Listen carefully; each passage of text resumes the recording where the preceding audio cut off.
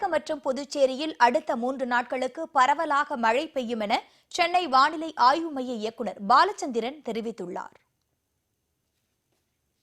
வட தமிழகத்தின் உள் மாவட்டங்களில் நிலை கொண்டிருந்த குறைந்த காற்றழுத்த தாழ்வு பகுதி மேற்கு நோக்கி நகர்ந்து தெற்கு கர்நாடகம் வடக்கு கேரளம் பகுதியில் நிலை கொண்டுள்ளதாக வானிலை ஆய்வு மையம் தெரிவித்துள்ளது.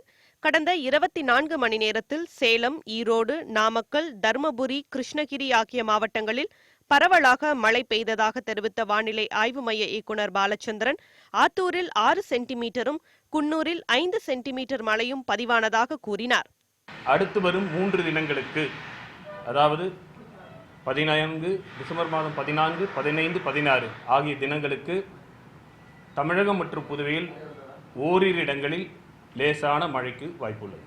காற்றழுத்த தாழ்வு பகுதி காரணமாக காற்றுடன் கூடிய கனமழை பெய்ததால் கிருஷ்ணகிரி அடுத்த காவேரிப்பட்டினம் அருகே கால்வேஹள்ளி கிராமத்தில் பயிரிடப்பட்டிருந்த 500க்கும் மேற்பட்ட வாழை மரங்கள் சாய்ந்தன. அதேபோன்று மேட்டூர் அடுத்த சவுரியார்பாளையம், தண்டா, நீதிபுரம், கரக்காடு, கத்திரிப்பட்டி போன்ற கிராமங்களில் பயிரிடப்பட்டிருந்த 10,000க்கும் மேற்பட்ட வாழை மரங்கள் சாய்ந்தன. குளத்தூர் பக்கத்தில் சவுரியார்பாளையம் இடத்துல இருக்கிறேங்க. டோட்டலாக பார்த்தீங்கன்னா ஒரு 2650 வாழை மரம் போட்டிருந்தேங்க.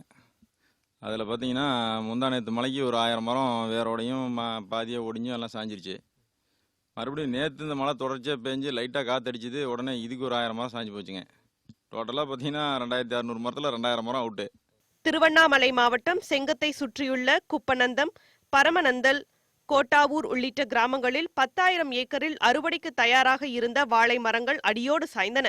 நீலகிரி மாவட்டத்தில் பெய்து வரும் தொடர் மழை காரணமாக குன்னூர் மேட்டுப்பாளையம் இடையேயான தேசிய நெடுஞ்சாலையில் ராட்சச பாறை மற்றும் மரம் சாய்ந்ததால் சுமார் 1 மணி நேரம் போக்குவரத்து பாதிக்கப்பட்டது.